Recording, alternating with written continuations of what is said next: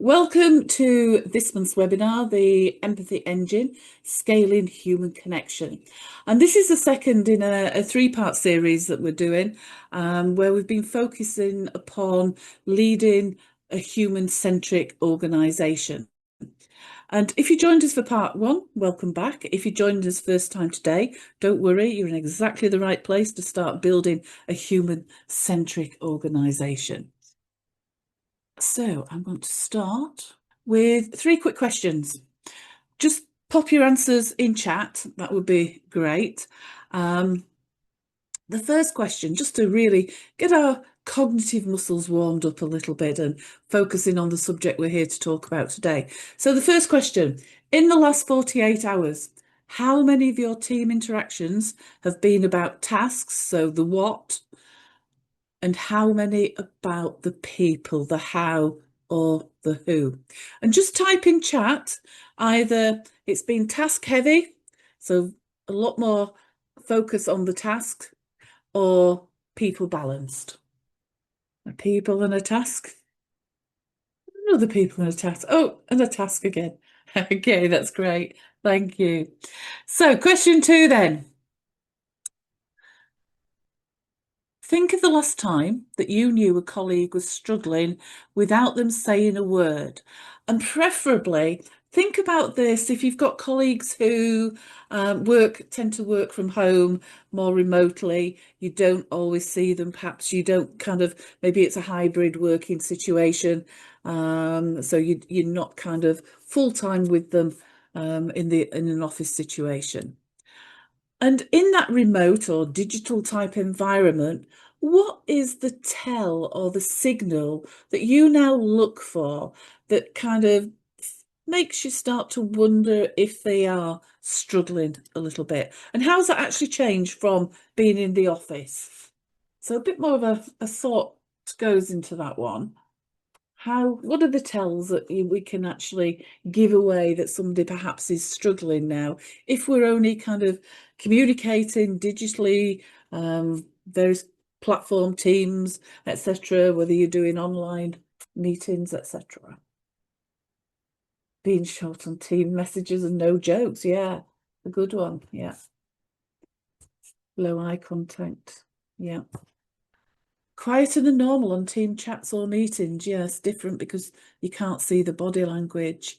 Reduced output. Yep, excellent. Some really good answers there. And our last question then.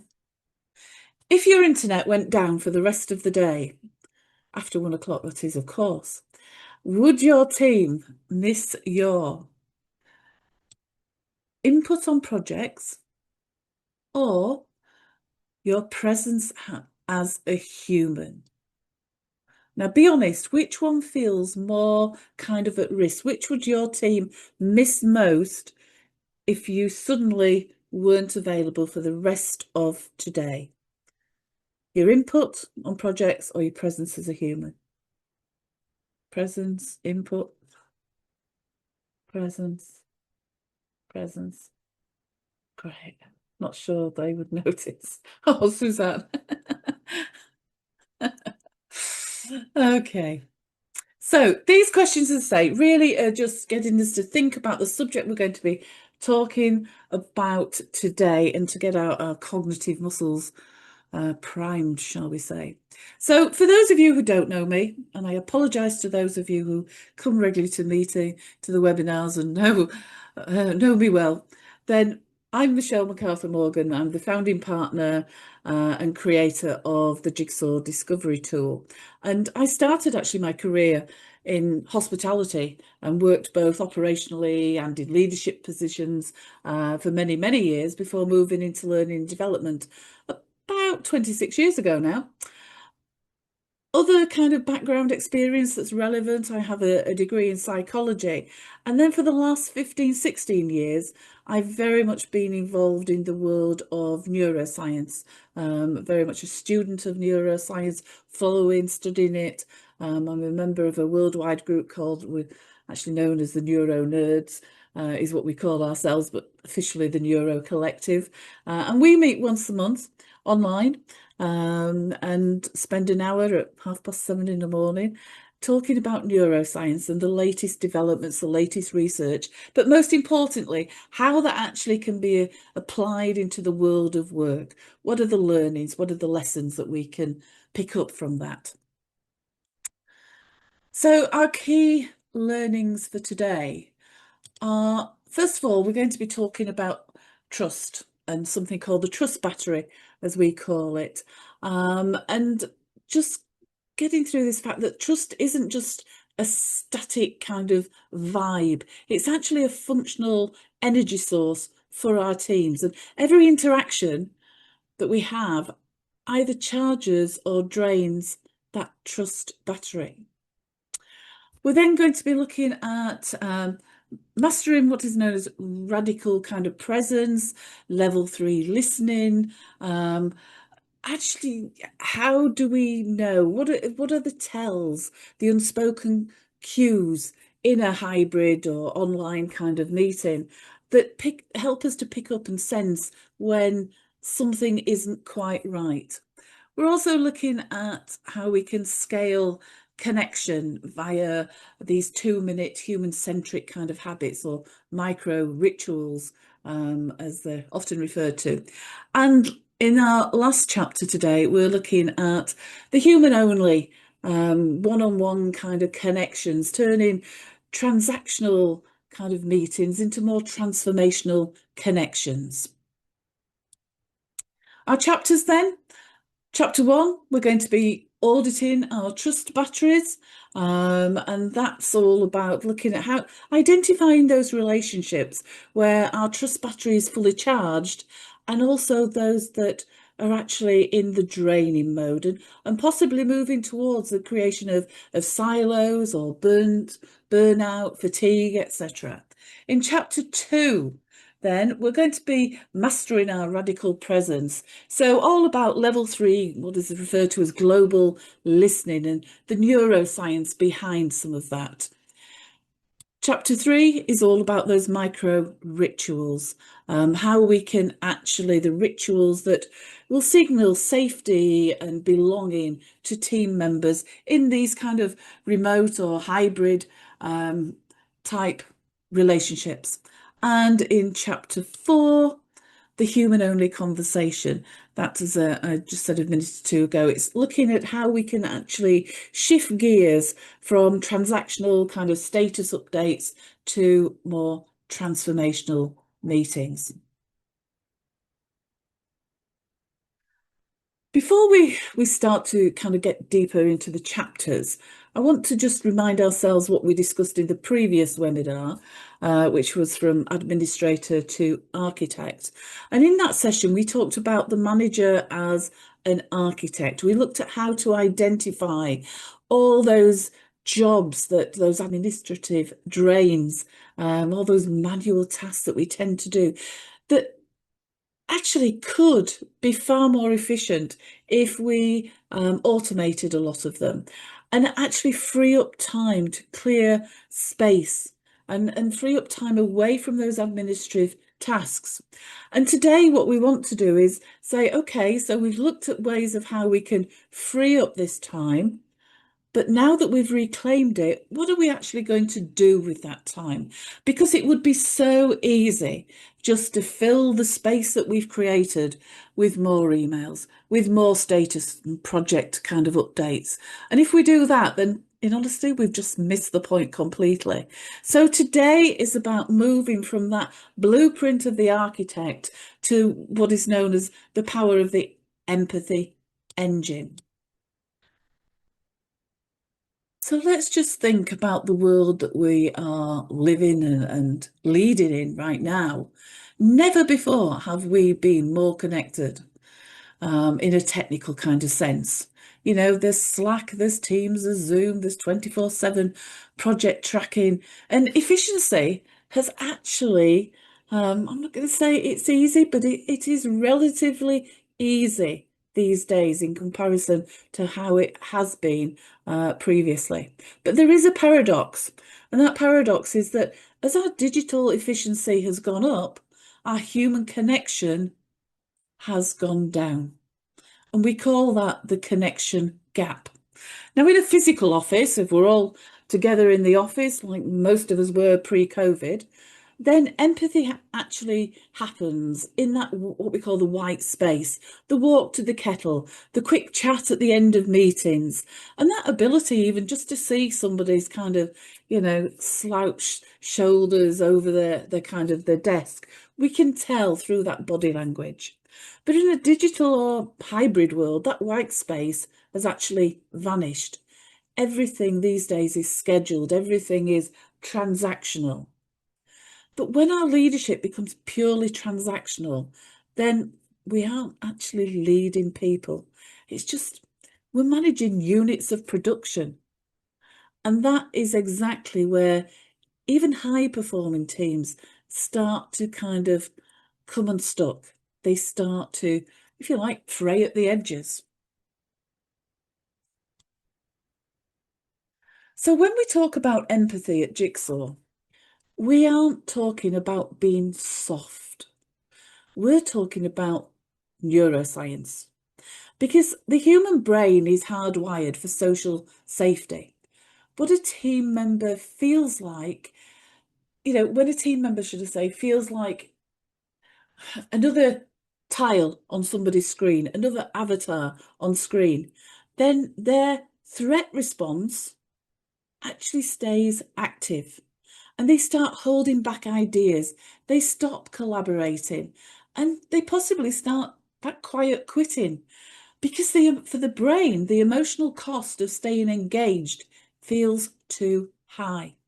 And the empathy engine that we're going to be talking about is what bridges that gap. It's the mechanism that turns that reclaimed time that we talked about last session into psychological safety. And today we're going to be giving you some specific tools to actually build your empathy engine. So before we dive into that, I just want you to type one word in chat. Well, it's a number actually in chat.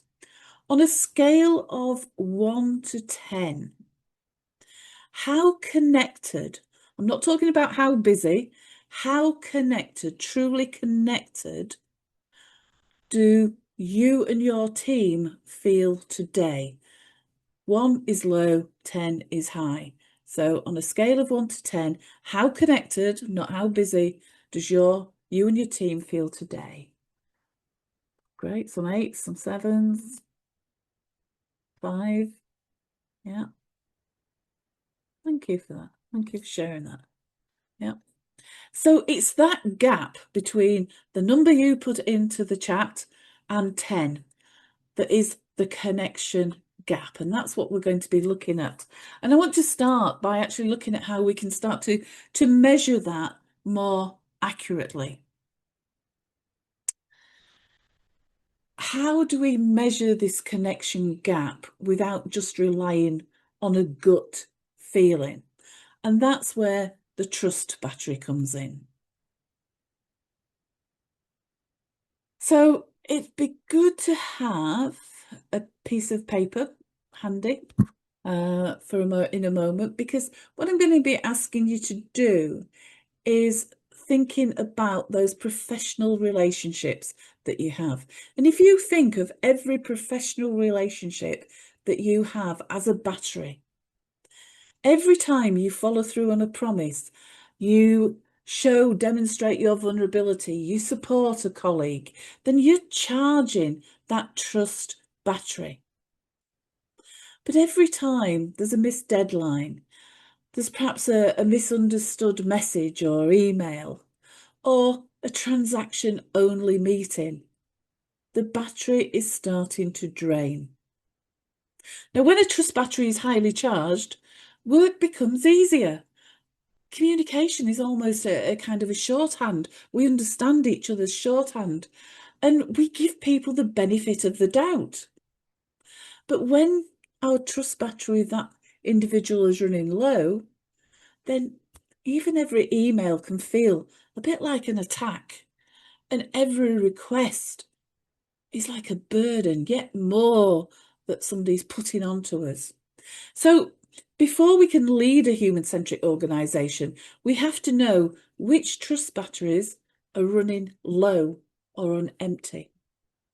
So hopefully you've got your piece of paper and pen. And what I'd like you to do is just list, and you're not going to have to share this, by the way, okay?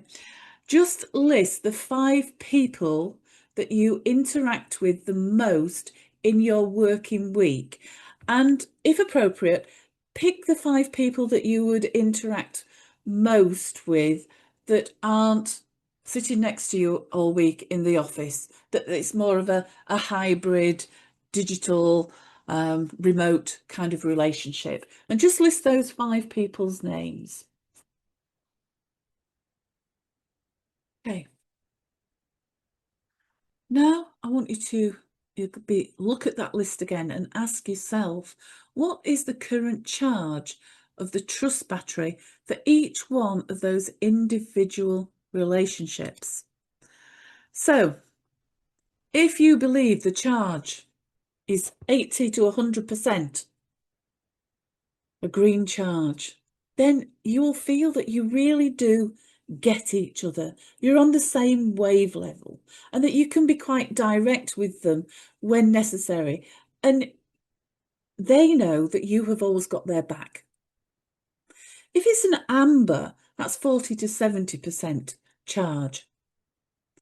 Then it's more a functional but polite relationship that you have. And you tend to kind of stick to the processes, the script kind of thing, the corporate kind of line. And there's no real spark, no real connection there between you, that excitement, that kind of spark that we can feel when we kind of really do get one another. And then red, that's when our battery falls below 40%.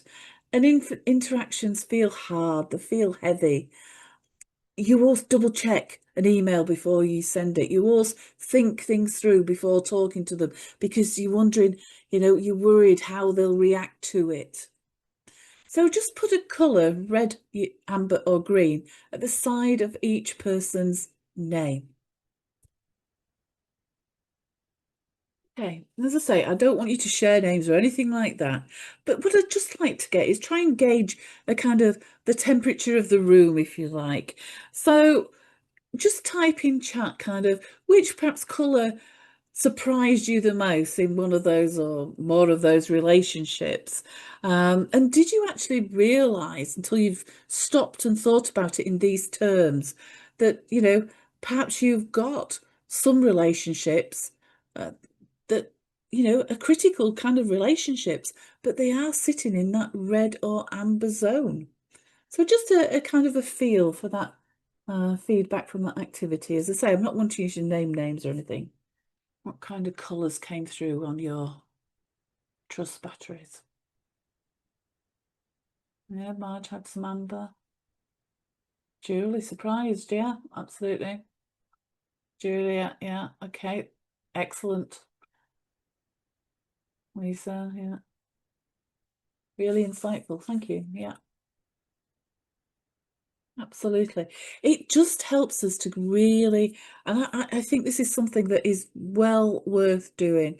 Thinking about, yes, I know we obviously have relationships with so many different people, but certainly those critical kind of relationships that we have, it's very much worth sitting down and just taking a few minutes just to think about them in these terms.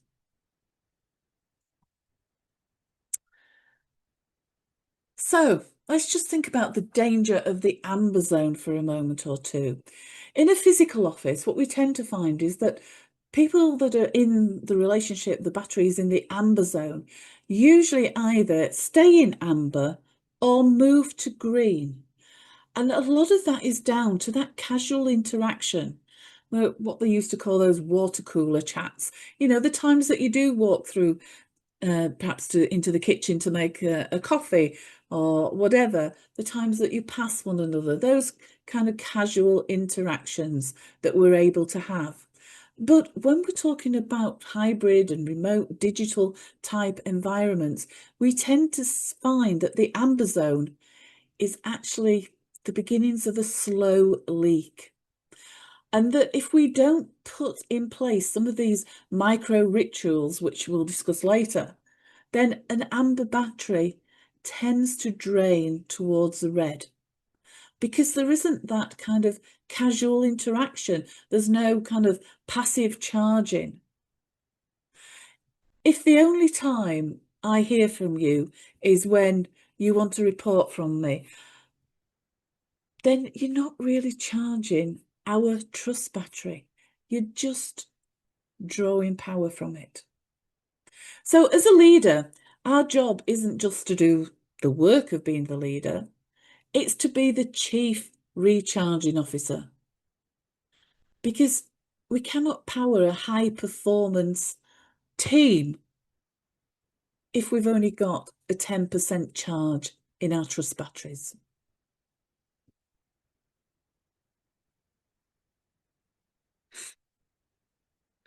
Chapter 2 then. If there's any kind of thoughts, comments, questions, please pop them in chat. That's absolutely fine. We'll try to kind of pick up on them as they come through. But chapter 2. So we're going to focus on the leader's ability to detect those subtle emotional kind of frequencies within their team. And in a digital world, this requires moving beyond just hearing the words. And it's all about sensing the energy behind the screen because we don't get as much of that body language that we do when we're in the physical kind of world. So this is about, how can we actually do that? How can we pick up on this? So we've identified our trust batteries, or you've identified your trust batteries that perhaps need a recharge.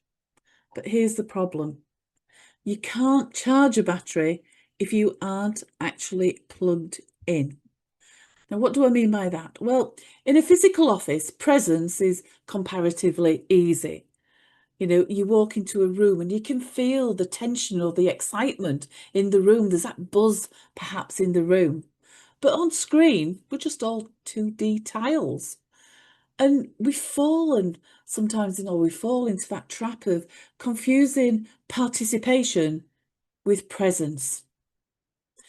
Just because your team members are on a Teams call, just because they're nodding, doesn't mean that they're actually present. To be a human-centric leader, we have to upgrade our own internal senses, and we have to move from what we call that level 1 listening to level 3 listening. So if we break that down, because this can be the game changer for digital, remote, hybrid kind of leadership. Level 1 listening is what we call the internal listening. And this is where most of us live an awful lot of the time. We're listening to the person, but our brain is more focused inwardly on ourselves. We're thinking about how is this going to affect perhaps a deadline that you're working to, the outcome, the result that you're responsible for. Or you're perhaps thinking, well, how am I going to respond to this? What am I going to say next? It's very transactional. And to be honest with you, it's an absolute connection killer. Level 2 listening then is focus listening. Now this is better because you are 100% focused on them. You're hearing their words, the information, their logic. And this is great when we want to be problem solving, but it's still missing that human element. And it's not until we get into that level 3 global listening. And this is where the empathy engine lives, because we aren't just listening to the words, you're listening to the energy. Is there perhaps a slight hesitation before they kind of answer and perhaps, say, yeah, I'm fine? Is their camera off when it's normally on? If they've got the camera on, then are they perhaps kind of leaning back away from the actual screen? So level 3 is about hearing what is not being said. Something that hopefully most of us tend to do in a physical room, but we just have to, it's so much harder in the kind of the remote hybrid digital type rooms. It's sensing the vibe. So I want to give you a very practical tool to help you move into that level 3 listening immediately. And it's called the 3-second gap, or the power of the pause. So in meetings, we actually hate silence. In conversations in general, we very often hate silence. We rush to fill every kind of void.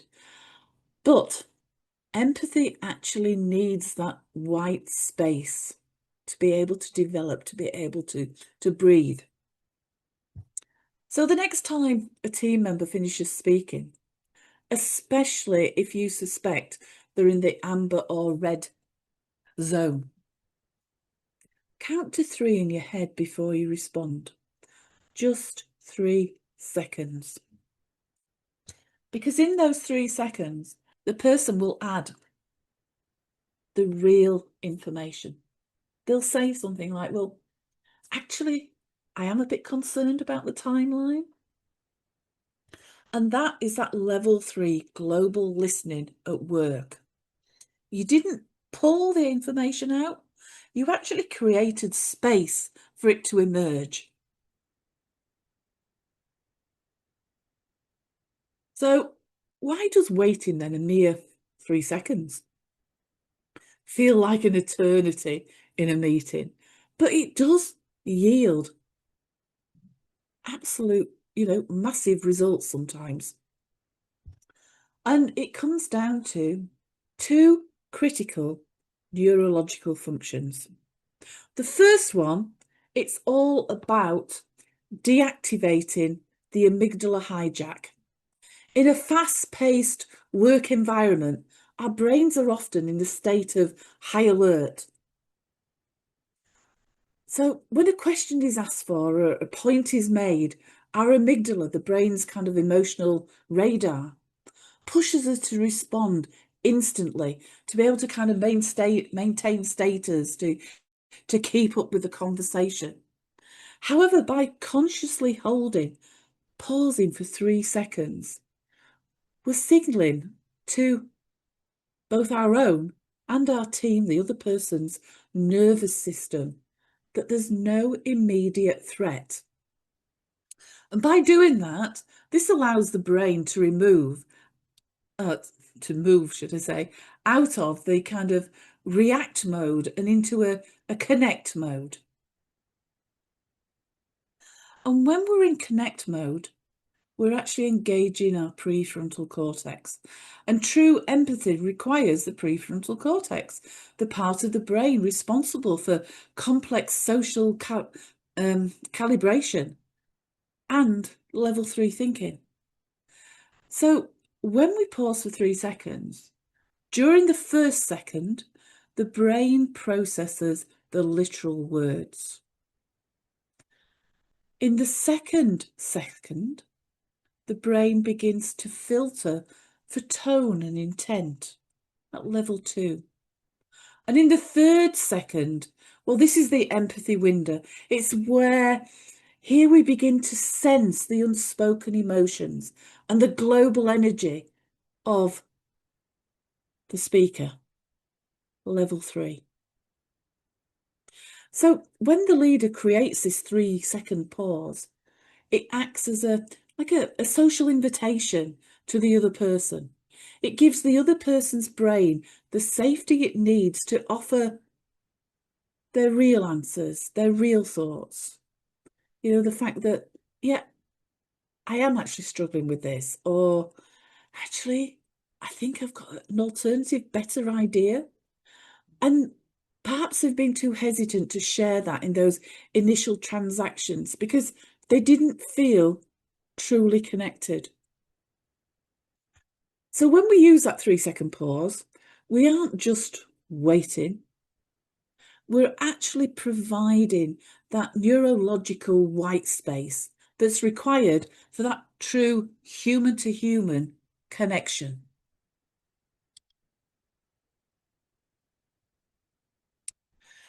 So when you practice this radical presence, you stop being a manager who just processes information and you become a leader who senses the needs.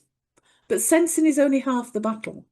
Once you've sensed a drain, you need a way to provide a quick, constant kind of spark to the team without it taking up hours of your day. And that's what will take us into chapter 3, where we're going to look at the power of the micro rituals. But before we move on, a quick question for you, little reflection. Which level of listening, the internal, the focus, the global, do you find yourself in most often during a busy day at work? Is it that internal level 1, the focused level 2, or the global level 3? So are you sitting and kind of hearing the words, but kind of thinking how that's going to apply, how you respond? Are you focused on that individual and in a more problem solving? Or are you in that global? Are you really sensing the energy of the other person? But just pop either a number, level 1, 2, or 3, or internal, focused, or global, into the chat. Focused, focused, and global. Focused. Yeah, we all do that internal from time to time. I think sometimes because for a lot of us, we kind of, in the world of L&D and HR, etc., then we tend to have higher than average scores, I would say, in things like this, because it's part of what we do. But the average kind of leader, very often, because of the busyness of the workplace, spend so much more time in that level 1. So let's just move into these micro rituals then, chapter 3. So it's how do we keep building and maintaining a highly charged trust battery? Most leaders tend to make the mistake of thinking that building a culture, a human-centric culture, as we are talking about, it requires intensity. A half-day off-site, a big team dinner, a complex team-building event, workshop, program, etc.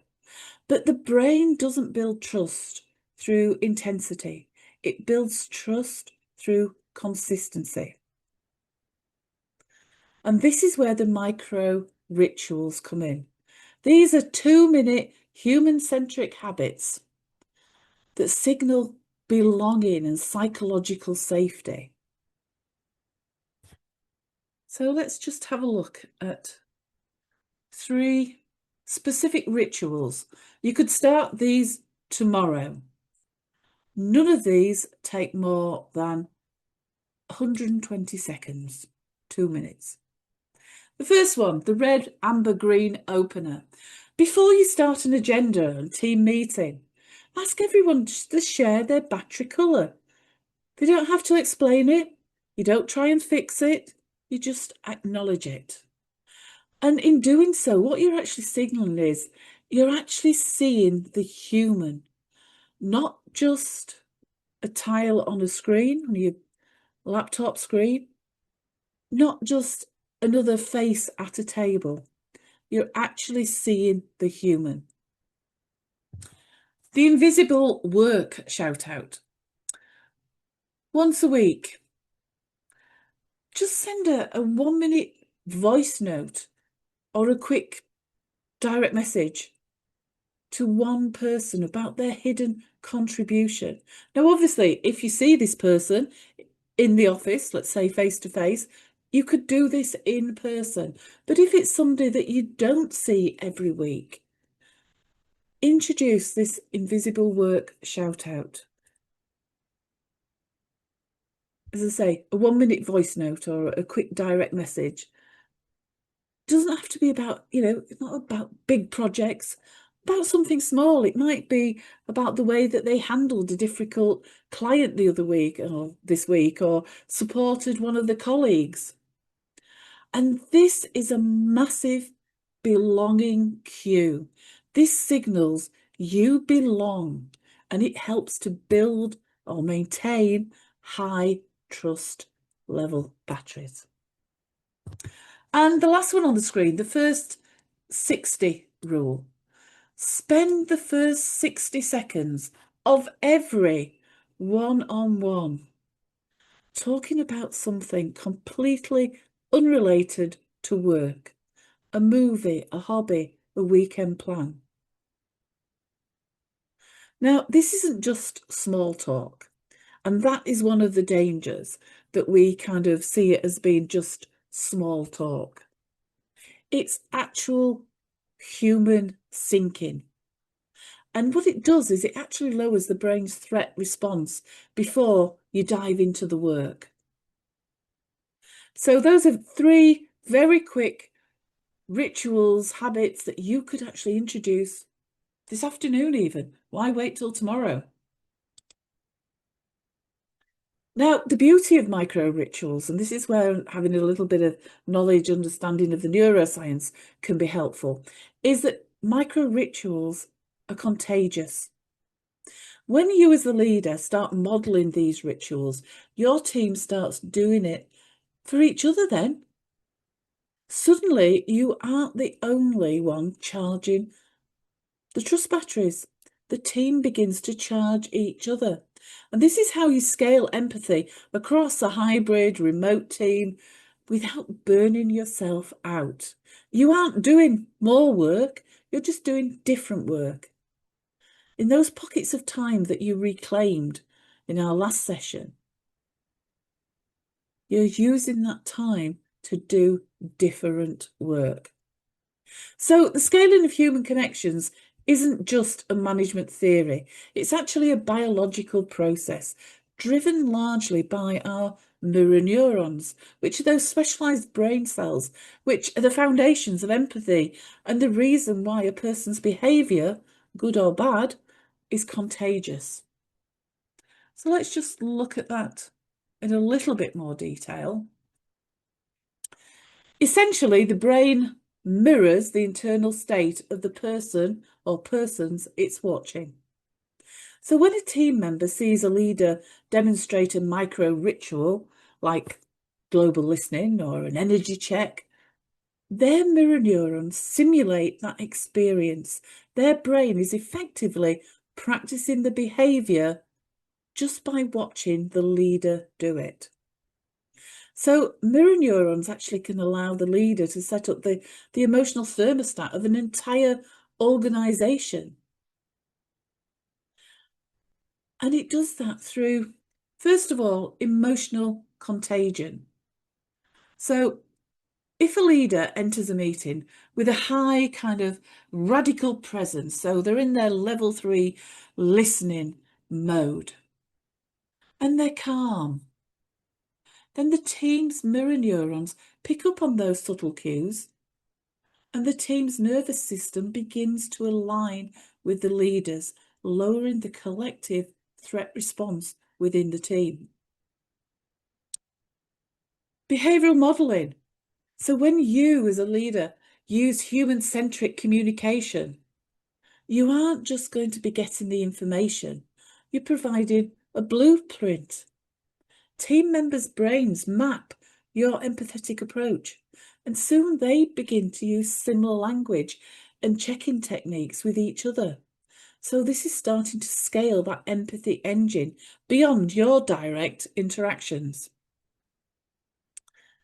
And building shared intent. Mirror neurons help humans to understand the intent behind an action, not just the action itself.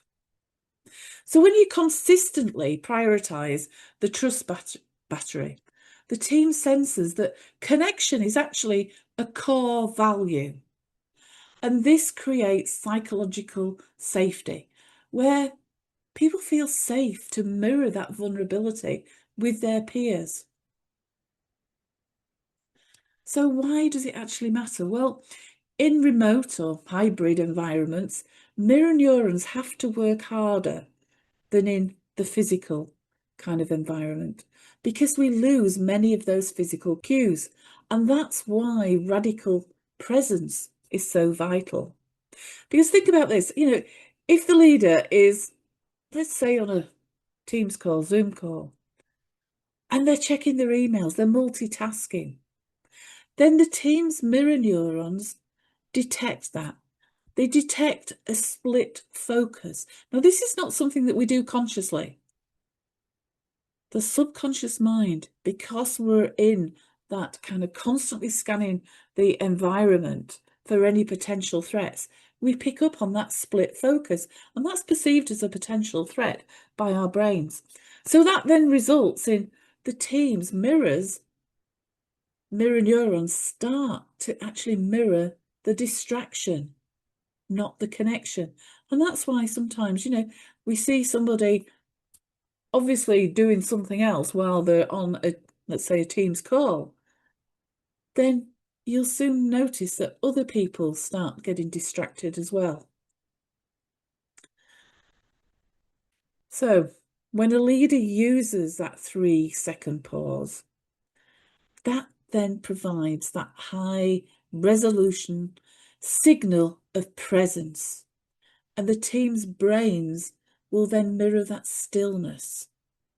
And that will in turn create kind of a collective, reflective, calm state that will allow a much deeper level of collaboration and innovation and trust.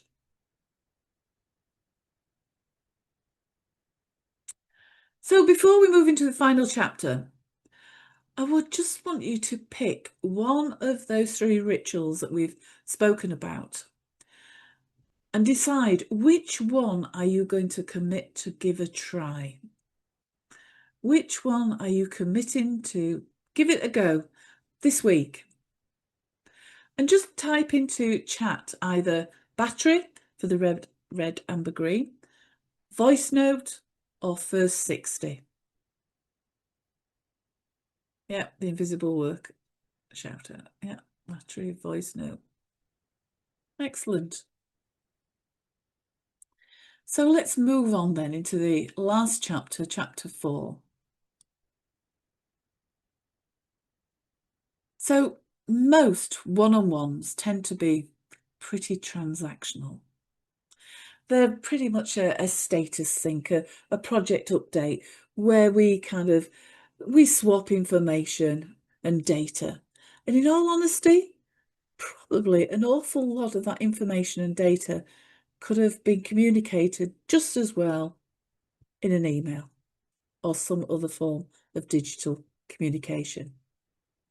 So I'm going to challenge you to shift your focus and implement what we call human-only conversation and move away from those transactional to more transformational conversations. So following the webinar, I'm going to send you an email of what we call the Human Conversation Only Guide. It's only a 1-sheeter. Well, it's actually goes slightly over onto page 2, but it's a very simple framework, what we call the human-only framework, but often difficult to implement in busy working environments because for many leaders, they just see it as time wasting. We haven't got enough time. We need to get straight down to the business. Now, what the actual framework consists of, and as I say, I will send you a copy afterwards so you can see it for yourselves. But basically it says for the first 15 minutes or so, when you're having those kind of one-to-one kind of conversations, not those kind of the ones that we have on a weekly, daily kind of basis, but when we're having those real one-to-one kind of catch-ups, our performance reviews, for example, then for the first 15 minutes of that meeting, business talk is forbidden. There should be no speaking about data and project status and reports and deadlines. Instead, we focus on asking specific questions that will charge the trust battery. So we're going to ask questions like, how's your energy today? Do an energy check. What's one thing that you find quite draining at the moment that I might not be aware of? It could be, are you getting enough white space in your calendar to actually think?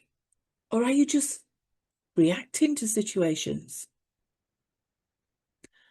Which actually signals that support. But here's the important bit. While they're answering these questions, it's not just about listening to the words. That's where you engage your global listening skills. Because if somebody says to you, I'm fine, just busy, actually that could be an indicator of an amber battery, possibly going into survival mode. Don't feel like sharing anything. If you hear rapid, clipped speech, maybe that could be an indicator of a red battery, possibly somebody heading very much towards burnout. They've kind of lost that human perspective, that human connection. Now, just remember, as we said a minute or two ago, your behaviours are contagious.